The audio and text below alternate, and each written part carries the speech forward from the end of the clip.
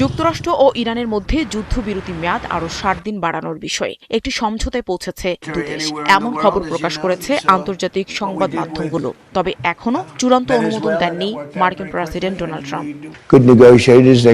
এমন কোন চুক্তি করব না যা যুক্তরাষ্ট্রের জন্য ভালো নয়। আলোচনায় ইরান দক্ষ ও কৌশলী হলেও শেষ পর্যন্ত যুক্তরাষ্ট্রের হাতেই সব শক্তি রয়েছে, কারণ সামরিকভাবে ইরানকে পরাজিত করা হয়েছে।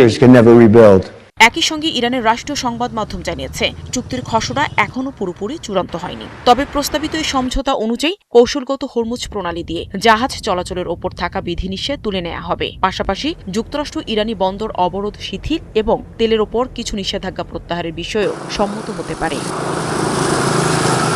জানা গেছে, নতুন করে ৬০ দিনের যুদ্ধবিরতির সময় দুদেশ ইরানের পারমাণবিক কর্মসূচি সহ গুরুত্বপূর্ণ বিরোধপূর্ণ ইস্যুতে আলোচনা চালিয়ে যাবে। এদিকে যুদ্ধবিরতি কার্যকর হওয়ার পরও দুদেশের মধ্যে পাল্টাপাল্টি হামলার ঘটনা ঘটেছে। যুক্তরাষ্ট্রের সেন্টার কমান্ড জানিয়েছে, ইরানে ৫টি ড্রোন ভূপাতিত করা হয়েছে এবং বন্দর নগরী বান্দার আব্বাসে একটি নিয়ন্ত্রণ কেন্দ্র হামলা চালানো হয়েছে।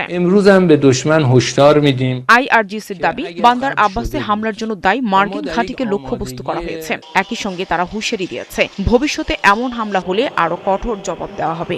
অপরদিকে মার্কিন ভাইস প্রেসিডেন্ট জেডি ভেন্স বলেছেন, যুক্তরাষ্ট্র এখনো লক্ষ্যে পুরোপুরি পৌঁছায়নি, তবে খুব কাছাকাছি আছে।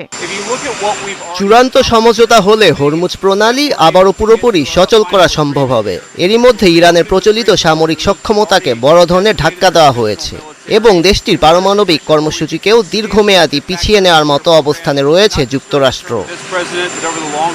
অন্যদিকে যুক্তরাষ্ট্রের অর্থমন্ত্রী স্কট বেসেন্ট ওমানকে সতর্ক করে বলেছেন, হরমুজ প্রণালীতে যদি কোনো ধরনের টোল ব্যবস্থা চালু বা সহায়তা করা হয়, তাহলে যুক্তরাষ্ট্র মাস্কাটের ওপর নিষেধাজ্ঞা আরোপ করতে পারে।